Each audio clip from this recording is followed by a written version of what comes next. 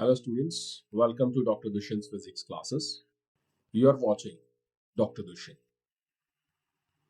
So, आज की इस क्लास में जो कि 10th की फिजिक्स पे रिलेटेड है, इस पे हम स्टडी करेंगे कुछ ऐसे कंसेप्ट्स जो बेस्ड होंगे ह्यूमन आई के चैप्टर पे और यहाँ कुछ फिनोमिनन स्टडी करेंगे जिनमें से कुछ फिनोमिनन्स है total internal reflection, mirage effect, scattering और डिस्पर्शन। तो चलिए स्टूडेंट्स शुरू करते हैं आज की class with the new topic that is total internal reflection. यहाँ पे एक चीज आप नोट कर लीजिएगा, हम बात कर रहे हैं रिफ्लेक्शन की और यहाँ पे जो हमारा फिनोमिनन होगा वो रिफ्रैक्शन टू रिफ्लेक्शन का कन्वर्जन होगा। इसका कन्वर्जन होगा रिफ्लेक्शन टू रिफ्रैक्शन का कन्वर्जन होगा। तो ये चीज थोड़ा ध्यान में रखिएगा। जैसे ही हम नेक्स्ट स्लाइड्स पे जाएंगे तो स्टूडेंट्स टोटल इंटरनल रिफ्लेक्शन है क्या, ये कौन सा फिनोमिना है, चलिए देखते हैं। सो बच्चों, आप सबके सामने एक कंटेनर है वाटर का, वाटर फिल्ड कंटेनर है और इस वाटर फिल्ड कंटेनर में आपने दो चीजें ध्यान से देखनी है। यहाँ जो सरफेस ऑफ वाटर है, ये सरफेस ऑफ वाटर जो है ये एक इंटरफेस की तरह काम कर रहा है।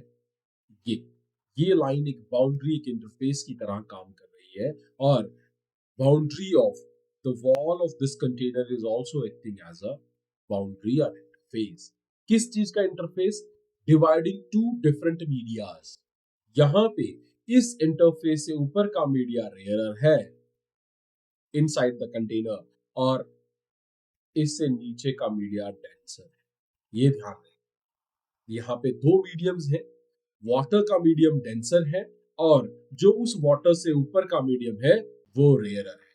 क्योंकि हम बात करने जा रहे हैं रिफ्रैक्शन में और रिफ्रैक्शन के केस में मीडियम का रिफ्रैक्टिव इंडेक्स, मीडियम की density, optical density in sense बहुत ही ज्यादा इंपॉर्टेंट है। तो ये बात आपने शुरू से समझ लेनी है और इस चीज का ध्यान रखना है कि किस तरह से हम इनको दो मीडियाज को डिफरेंशिएट कर रहे हैं by using the interface that is the boundary और the surface of this water. Clear है बच्चों? अब यहाँ पे जब हम टोटल इंटरनल रिफ्लेक्शन पढ़ने जा रहे हैं, यहाँ पे आपको पार्शियल टोटल इंटरनल रिफ्लेक्शन भी देखने को मिलेगी और एक केस ऐसा आएगा जब हम टोटल इंटरनल रिफ्लेक्शन कंप्लीट देखने को मिलेगी। तो चलिए स्टार्ट करते हैं। सबसे पहले एक सोर्स ऑफ लाइट लेते हैं जो हमें डिफरेंट रेज ऑफ लाइट देगा जिससे हम रिफ्रैक्शन को स्टडी। सो आपके पास एक सोर्स ऑफ लाइट यहाँ नीचे बॉटम में रखा है। क्यों? क्योंकि टोटल इंटरनल रिफ्लेक्शन के केस में लाइट इंसिडेंट होती है in denser medium. Denser medium में ही इंसिडेंस आता है और रिफ्रैक्शन रेयरर मीडियम में होता है। ये चीज ध्यान रखना यहाँ पे। अब जब लाइट रेज यहाँ पे हमने इंसिडेंट की और अब यहाँ पे सरफेस हमारी कौन सी बन रही है? वो इंटरफेस बन रहा है जो सरफेस वाटर के कंटेनर में है। वाटर की सरफेस ही यहाँ इंटरफेस बन रहा है जो डिफरेंशिएट कर रहा है टू मीडियाज को, डेंसर एंड रेयर। सो इस समय लाइट रे जो इंसिडेंट हुई है वो डेंसर मीडियम से रेयरर मीडियम की तरफ जा रही है। ये चीज आप, ठीक है जी। अब जिन पॉइंट्स पे इंटरेक्शन हो रहा है उन पॉइंट्स के ऊपर नॉर्मल्स प्लॉट कर दीजिए। क्यों? क्योंकि नॉर्मल एक बहुत ही क्रिटिकल रोल प्ले करता है। जब आपके पास इंसिडेंस होता है, normal with respect to normal आपकी rays away from the normal या टूवर्ड्स द नॉर्मल बेंड होती है with reference to the type of media. अगर मीडिया इंसिडेंट वाला नहीं, रिफ्रैक्टेड वाला मीडिया रेयरर है as compared to incident media, तो वहां पे रेज जो है वो away from the normal bend होगी। बात समझ आई? अगर आपकी रे डेंसर टू रेयरर मीडिया जा रही है तो आपकी बेंडिंग कहां होगी? Towards denser to rarer, away from the normal, and अगर मीडियम रेयर है टू डेंसर जा रही है तो टूवर्ड्स आर नॉर्मल बेंडिंग होती है। बात समझ आ गई? अब चलिए देखते हैं पहला केस। पहला केस है हमारे पास कि हमारी रे नॉर्मल के अलोंग इंसिडेंट। अब आपको पता है जब रे नॉर्मल के अलोंग इंसिडेंट होती है तो उसमें रेज जो रिफ्रैक्टेड होती है वो भी अलोंग द नॉर्मल ही रहती है। सिमिलर टू द रिफ्लेक्शन कि जब इंसिडेंस अलोंग द नॉर्मल हो तो रिफ्लेक्टेड रे भी नॉर्मल के अलोंग ही वापस आ जाती है। तो यहाँ भी आप देख रहे हैं, यहाँ भी आपकी जो रिफ्रैक्टेड रे और इंसिडेंट रे जो है वो अलोंग द नॉर्मल ही। बात समझ आ गई? चल, तो पहला केस तो आउट ऑफ केस हो गया, हमारा क्लियर हो गया। अब यहाँ दूसरा केस देखिए। दूसरे केस में अब एक चीज और ध्यान में रखना, ये वाले जो एंगल्स हैं, जो एंगल वाटर के अंदर इस मीडिया के अंदर नॉर्मल के साथ रेज बना रहे हैं, ये सारे एंगल ऑफ इंसिडेंस हैं। ये हमेशा जो भी आपका यहाँ पे एंगल बनेगा ये एंगल रिफ्रैक्टेड रे होगी। जो उसके साथ एंगल बनेगा ये एंगल आर है, ये एंगल आई है। मैं एक बार आपको समझा देता हूं फिर आगे चलते। एंगल आई बच्चों in case of this denser to rarer medium, angle I will always remain less than angle R. R हमेशा बड़ा होगा।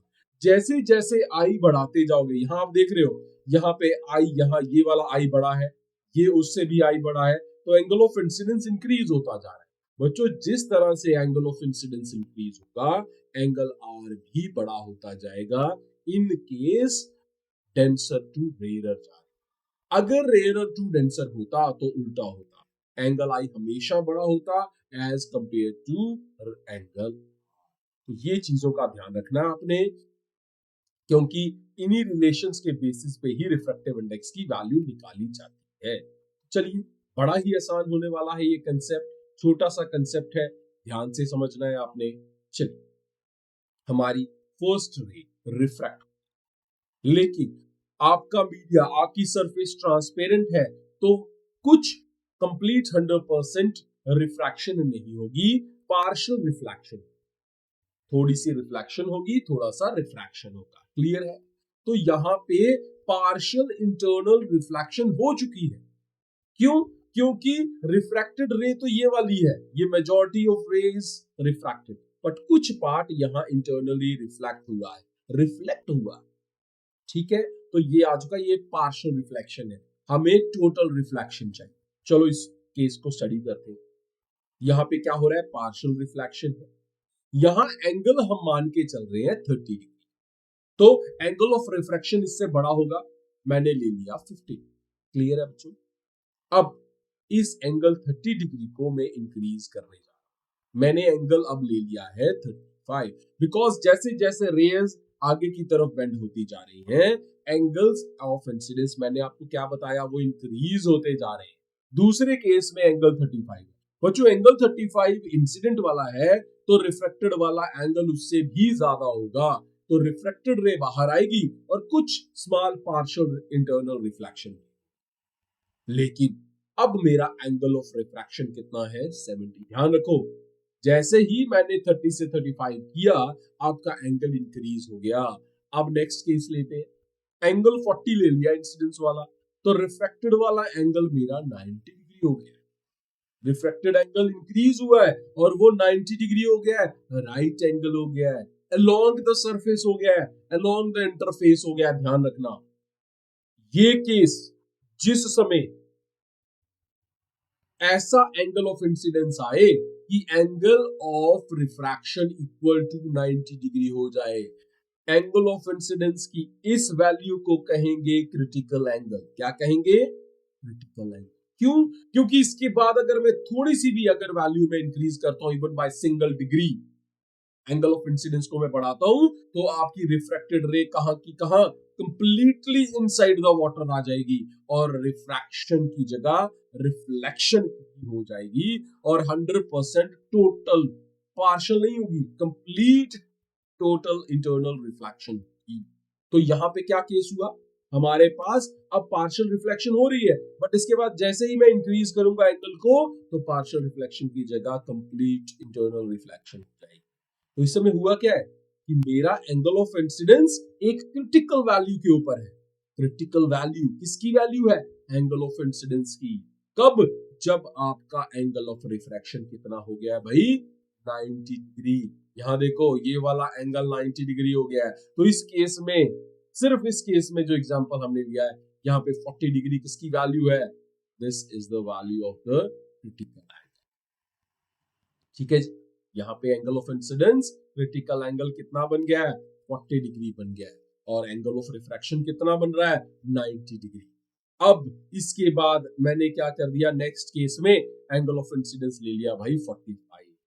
जैसे ही 45 लिया, अब आपकी 45 वैल्यू जो है वो 40 से बड़ी, 40 क्रिटिकल एंगल है। So any angle greater than critical angle will give me total internal reflection, not partial, complete internal reflection. तो बात समझ आई आपको, टोटल इंटरनल रिफ्लेक्शन क्या है, when angle of incidence is greater than critical angle. Critical angle क्या है? It is that angle of incidence at which angle of refraction is 90. So when angle of incidence is greater than critical angle, total refracted ray will reflect inside that denser medium. तो इसके लिए दो case हैं, एक तो refraction from denser to rare होनी चाहिए, दूसरा angle of incidence should be greater than angle of critical value. So ये 90 डिग्री से बड़ा हो गया और मेरी पार्शियल नहीं टोटल इंटरनल रिफ्लेक्शन हुई है भाई, टोटल वाली इंटरनल रिफ्लेक्शन। बात समझ आ गई? चलो आगे देखते हैं। अब एक्सपेरिमेंट ये देखिए, क्रिटिकल एंगल पे एक्सपेरिमेंट हो रहा है आपका, आपकी रेज देखो सरफेस से बाहर नहीं जा रही, हालांकि मटेरियल कौन सा है, material is your refracting material, transparent material, but still rays are not getting refracted, they are reflecting. So ray of light getting reflected from the surface of water, but it is only possible when your this angle, that इस point पे जो angle बन रहा है, that is greater than critical angle of incidence is greater than critical। ठीक है भाई, ये बात समझ आ गई, तो पता लग गया टोटल इंटरनल रिफ्लेक्शन क्या होता है। कुछ एग्जांपल्स ले लेते हैं टोटल इंटरनल रिफ्लेक्शन। भाई यहाँ पे एक ट्रेवलर जो है वो डेजर्ट में क्या होता है, वहां पे हॉट वेव्स होती है, गर्मी होती है, टेम्परेचर बहुत ज्यादा होता है। Due to very high temperature, जो एयर, हवा की जो लेयर्स होती है, डिफरेंट लेयर्स का डिफरेंट टेम्परेचर। आपको पता है बच्चों, जो गर्म हवा होती है उसकी डेंसिटी कम होती है, वो रेयर मीडियम की तरह एक्ट करती है, और जो लेयर उसकी थोड़ी कम गर्म होती है वो डेंसर में होती है, डेंसर मीडियम की तरह एक्ट करती है। तो यहाँ पर आपके पास रेगिस्तान में, डेजर्ट में, you are going to have different layers of air acting as different medias. तो जो लेयर बिल्कुल धरती डेजर्ट के रेत के साथ लगी होगी वो सबसे रेयर होगी, और जैसे जैसे हम ऊपर जाते जाएंगे वो मीडियम डेंसर होता जाएगा। तो जब लाइट ऊपर से नीचे की तरफ आएगी तो वो डेंसर से रेयर मीडियम की तरफ आएगी, कुछ ऐसी कंडीशन बनाएगी जो हमें रिफ्रैक्टिव इंडेक्स या टोटल इंटरनल रिफ्लेक्शन को स्टडी करने में हेल्प। यहाँ देखो, अगर ऐसे देखा जाए तो आपके सामने यहाँ पे ये एक ट्री है, ये ट्री आपको ऐसा दिखना चाहिए, लेकिन कुछ observations due to that refractive index are due to different refractive indices of different layers of air हमें यहाँ ऑब्जर्व करने को। तो यहाँ पे हम कौन सा इफेक्ट देखेंगे, टोटल इंटरनल रिफ्लेक्शन का एक नाम, बहुत ही इंपॉर्टेंट नाम, जिसे हम कहते हैं मिराज, जिससे हमें डेजर्ट्स में पानी दिखाई देता है, सड़कों के ऊपर, गर्म सड़कों पे ऊपर जो चारकोल से नई नई गर्म सड़क बनी हुई है, सड़कें जो गर्मियों में दिखाई देती हैं, वहां पानी रुका हुआ दिखाई देता है। डेजर्ट्स में पानी दिखाई देता है, डेजर्ट्स में विंडोज दिखाई देते हैं, that is only due to mirage. Let's see how. Let's create some layers. आपके पास ये लेयर है, ये अपर लेयर है, ये ज्यादा डेंसर होगी, डेंसिटी ज्यादा होगी, गर्मी कम। जैसे जैसे बच्चों हम नीचे जाते जाएंगे टूवर्ड्स द ग्राउंड सरफेस, आपकी ये नीचे वाली रे सबसे रेयरेस्ट, ये सबसे रेयर और ये अपर वाली रे कौन सी होगी, डेंसर। क्लियर है। अब हमारी इंसिडेंस तो डेंसर पे होगी क्योंकि रे ऊपर से आएगी, सूरज ऊपर है। सो हमारी सूरज से डेंसर से रेयर मीडियम की तरफ जा रही है, तो यहाँ पॉसिबिलिटी है किसकी, टोटल इंटरनल रिफ्लेक्शन की, अगर angle of incidence greater than critical angle. और वो पॉसिबिलिटी है because we are having enormous number of rays coming from the sun and somehow some of the ray will form that critical angle. वो तो बनाई।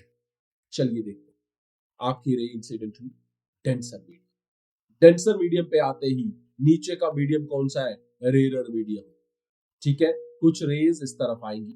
तो बच्चों यहाँ पे जब नॉर्मल क्रिएट करेंगे तो ये नॉर्मल से अवे जाएंगे। क्लियर। अगली लेयर अगले इंटरफेस का काम करेगी, वहां पे जब रिफ्रैक्शन होगी that would again it will be away from the normal.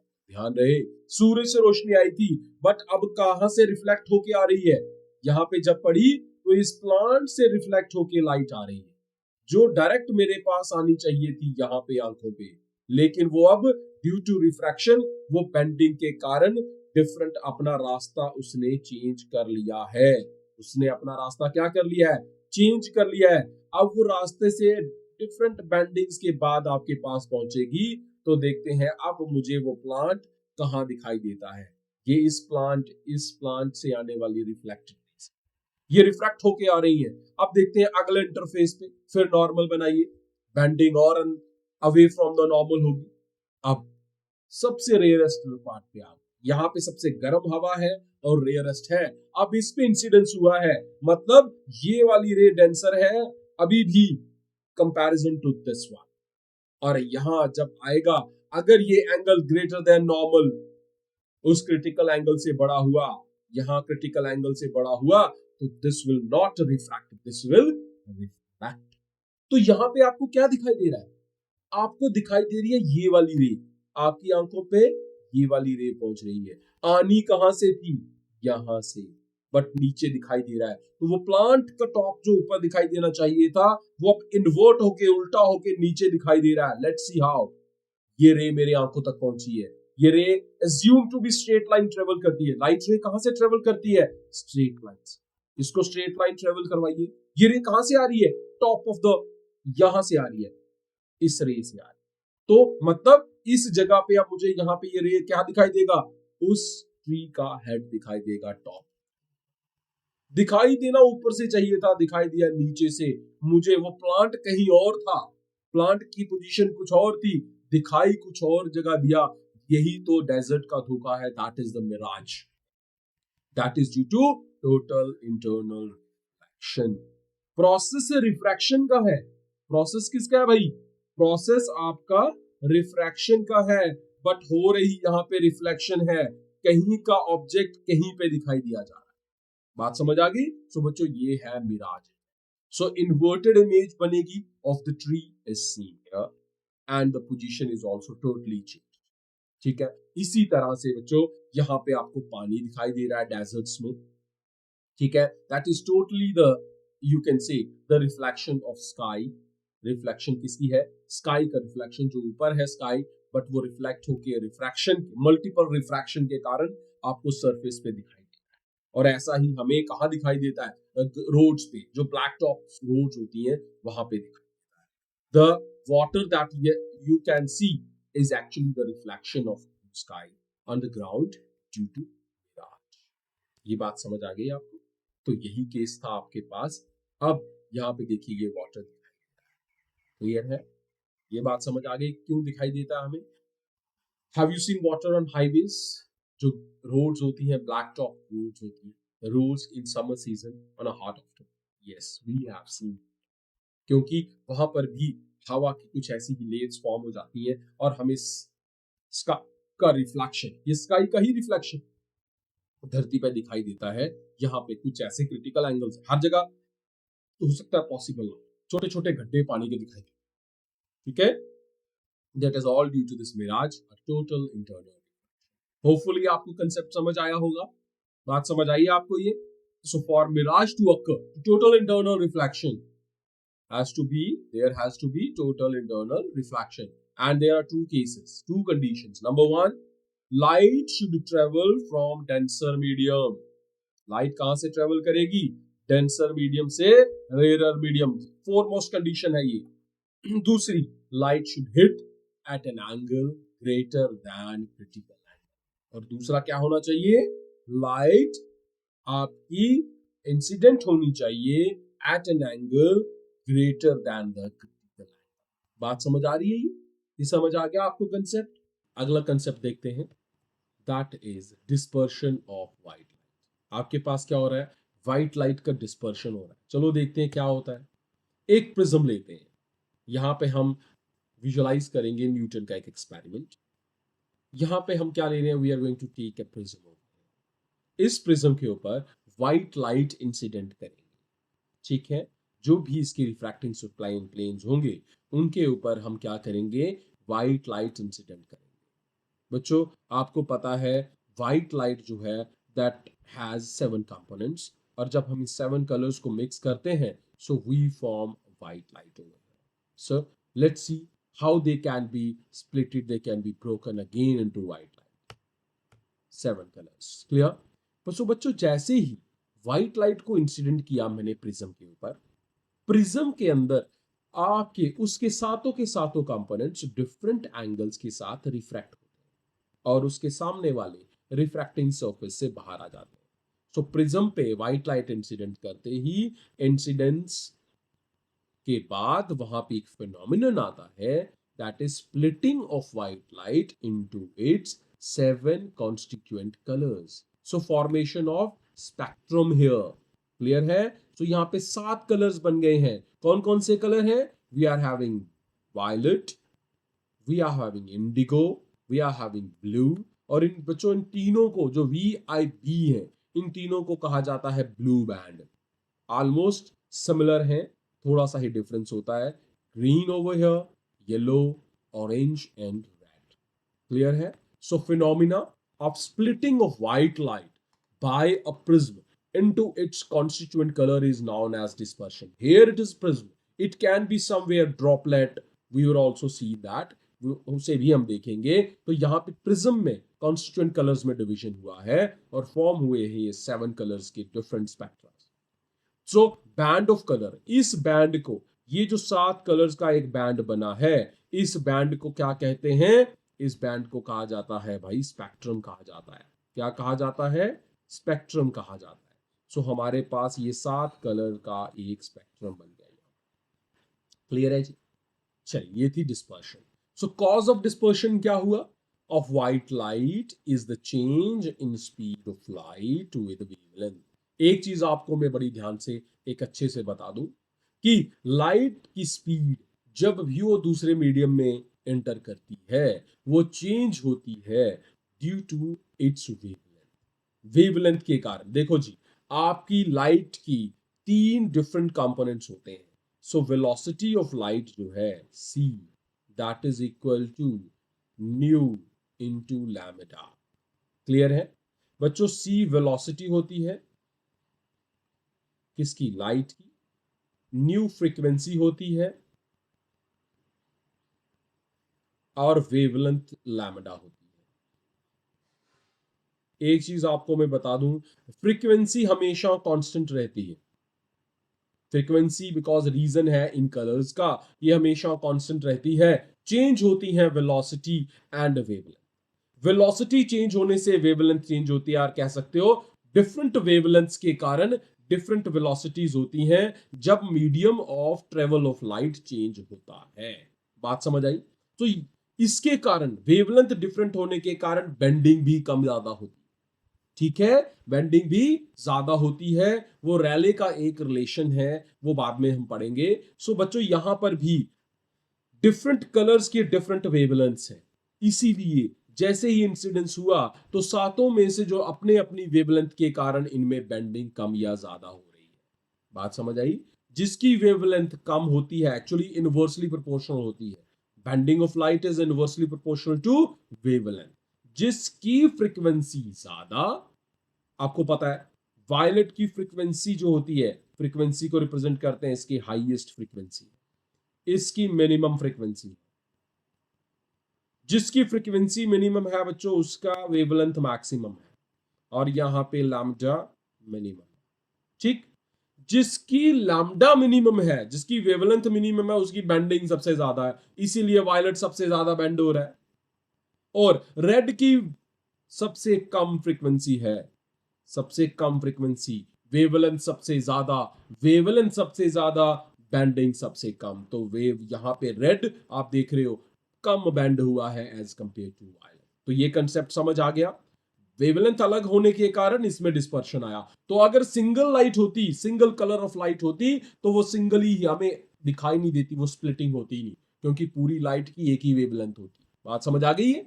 सो इसके कारण ही डिस्पर्शन पॉसिबल होता है और एक्ट होता है। ठीक है, एक्चुअली इसने जाना था इस डायरेक्शन में, but due to the reason of different colours, different wavelengths, आपकी लाइट जो है वो डिफरेंट डायरेक्शंस में बेंड होती है। एक्चुअली लाइट को जाना था इस रास्ते, अगर प्रिज्म की सरफेस प्लेन होती आमने सामने वाली, तो ये इसी डायरेक्शन या इसके पैरेलल डायरेक्शन में ट्रेवल करती है, लेकिन यहां से इसमें बेंडिंग हुई है। देखो रेड की बेंडिंग सबसे कम हुई है, और क्योंकि इसकी बेंडिंग जो है, देखो वायलेट की बेंडिंग सबसे ज्यादा है। क्लियर है? ये बात आपने समझनी है यहाँ। तो यहाँ पे आपकी वैल्यूज इसी तरह से बेंडिंग हुई है। इस डेल्टा को कहा जाता है बच्चों, this delta is known as angle of deviation. ये क्या है डेल्टा? ये डेल्टा है, this is delta, this is angle of deviation. तो ये ध्यान रखना आप, ठीक है बच्चों। ये था भाई आपका डिस्पर्शन। इसी को अगर हम देखते हैं न्यूटन के इसी एक्सपेरिमेंट को हम रिवर्स करके देखते हैं, क्या ऐसा पॉसिबल है कि हम इन स्प्लिटेड कलर्स को फिर से कंबाइन कर लें? चलिए देखते हैं। हमने एक प्रिज्म ले लिया as it was in the experiment. Second ले लिया हमने इन्वर्टेड वाला, ठीक है, इन्वर्टेड प्रिज्म ले लिया है। अब देखते हैं क्या होता है। हमने नाइट इंसिडेंट की कौन सी? व्हाइट लाइट क्यों कर रहे हैं? क्योंकि वेवलेंथ अलग अलग हैं तो स्पेक्ट्रम बनेगा। अगर सिंगल कलर जिसे कहते हैं, सिंगल कलर वाली लाइट को क्या कहते हैं? Monochromatic light, single colour light. White light होती है पॉलीक्रोमैटिक, पॉली में मतलब दो से ज्यादा कलर्स। अब लाइट जैसे ही पड़ी तो यहाँ पे स्पेक्ट्रम बनेगा। हम उस स्पेक्ट्रम के सिर्फ दो कलर्स ले रहे हैं, सबसे नीचे वाला वायलेट, सबसे ऊपर वाला रेड। ये रिफ्रैक्ट होके बाहर आ गए। अब ये रेज, ये स्पेक्ट्रम पड़ेगा अगले के इन्वर्टेड प्रिज्म के ऊपर, और यहां पे जैसे ही अंदर हुआ वो अपोजिट साइड में बेंडिंग होगी, और वो सारे कलर्स फिर से मिक्स हो गए, आउटपुट पे क्या चले जाएंगे? White light. ये वैसा ही होगा कि अगर हम प्रिज्म की जगह एक ग्लास स्लैब को रख दे, इन दोनों को जोड़ो, हाँ ये देखो, जोड़ के क्या बन जाएगा? एक ग्लास स्लैब। यहां ऊपर बन रही है ग्लास स्लैब, एक स्लैब बन रही है रेक्टेंगुलर। इसीलिए रेक्टेंगुलर स्लैग पे अगर इंसिडेंस किया जाए तो ये कभी भी डिस्पर्शन कॉज नहीं करता, क्योंकि इसका आधा हिस्सा एक्ट करता है आधे प्रिज्म की तरह, एक प्रिज्म की तरह, और दूसरा इन्वर्टेड प्रिज्म की तरह। जो रिफ्रैक्शन एक हिस्से में होगी वो दूसरे में जाके कंबाइन हो जाएगी। ये देखिए दो हिस्से की तरह कॉम्बिनेशन हो रहा है यहाँ पे। मेरी डिवीजन ये नीचे की तरफ, यहां ध्यान से देखना है इसका, इस पार्ट को। यहां देखो, ये glass can be considered as a combination of two inverted prism. So यहाँ पे ये hence there is no dispersion in the glass slab. ठीक है, ये देखिए दो प्रिज्म का कॉम्बिनेशन है, क्लियर है? तो बच्चों इसलिए वहां पे प्रिज्म में ही, सिर्फ प्रिज्म में ही डिस्पर्शन देखने को मिलता है। और यही कंसेप्ट प्रिज्म वाला, दोनों टोटल इंटरनल रिफ्लेक्शन और डिस्पर्शन दोनों कंबाइन करके बनता है आपका रेनबो भाई। आपको पता रेनबो कितनी अच्छी एक कलरफुल आर्क बनती है when there is sun as well as rain outside. Clear है? चलिए देखते हैं रेनबो क्या है। रेनबो बड़ा ही एक ब्यूटीफुल फेनोमेनन है हमारी नेचर का। The rainbow is an arc of 7 colours visible in the sky, which is produced by the dispersion of sun's light by raindrops in the atmosphere. ठीक है जी? जब हवा में, एटमॉस्फेयर में पानी के ड्रॉपलेट्स होंगे और वहां पे जो सन की लाइट है वो वहां पे क्या करेगी? डिस्पर्शन को कॉज करेगी, तब हमारे पास क्या बनेगा? रेनबो बनेगा। चलिए देखते हैं। आपको पता है जब सन भी हो और रेन भी हो रही हो, बारिश भी हो रही हो, तब होता है फॉर्मेशन ऑफ रेनबो। ऐसा ही होता है। चलिए देखते हैं, इसको एक्सपीरियंस करते हैं। हम एक रेन ड्रॉप लेते हैं, एक रेन ड्रॉप जिसके ऊपर droplet acts like small prism, ये will they will act as small prism. अब रे ऑफ लाइट कहां से आएगी? सन से। सन से आने वाली लाइट किसके ऊपर पड़ेगी? पड़ेगी ड्रॉप के ऊपर। ड्रॉप का सरफेस बाहर रेयर है, अंदर डेंसर है। डेंसर ग्लास की तरह एक्ट करेगा, अंदर घुसते ही नॉर्मल की तरफ बेंड हो जाएगी और स्प्लिट हो जाएगी, डिस्पर्स हो जाएगी इन डिफरेंट कलर्स। ठीक है। और अगर रेज अब दूसरे इंटरफेस पे, ध्यान रखो, जब ये यहां पे पड़ी है, अब यहां अंदर डेंसर है, बाहर रेयर है। अगर ये angle of incidence critical angle से बड़ा हुआ तो यहां पे पॉसिबिलिटी है किसकी? टोटल इंटरनल रिफ्लेक्शन की। और इस केस में टोटल इंटरनल रिफ्लेक्शन होता है और रेज जो है वो वहां से इंटरनली रिफ्लेक्ट होके वापस तीसरे इंटरफेस, एक इंटरफेस ये बना, दूसरा इंटरफेस ये जिसके ऊपर इंटरनल रिफ्लेक्शन हुई, और तीसरे इंटरफेस के ऊपर वापस रिफ्रैक्शन होगी और रेज हमारे पास रिफ्रैक्ट होके बाहर आएंगी। दो रिफ्रैक्शन हुई, एक टोटल इंटरनल रिफ्लेक्शन हुई और उसके बाद हमारे पास रे पहुंची है। अब स्पेक्ट्रम हमारे पास आंखों के पास पहुंचा है और उसने क्या बना दिया वहां पे हमारे पास? अब टोटल इंटरनल रिफ्लेक्शन के बाद आंखों के पास स्पेक्ट्रम पहुंचा है और हमें क्या दिखाई देगा? हमें दिखाई देगा spectrum of 7 colours. So we are viewing, we are visualising and rainbow in the sky. ठीक है बच्चों, तो ये कुछ कंसेप्ट्स थे टोटल इंटरनल रिफ्लेक्शन और ऑप्टिक्स के, जो कि हम अपनी सराउंडिंग में देखते हैं, अपने आसपास देखते हैं, due to the different beautiful acts of light in nature. ठीक है बच्चों, आज इतना ही रखते हैं। शेयर कीजिएगा ये चैनल, सब्सक्राइब कीजिएगा, ये लेक्चर शेयर कीजिएगा अपने फ्रेंड्स के साथ, एक अच्छी कम्युनिटी जनरेट करें। Thank you very much, have a good day, see you in the next class.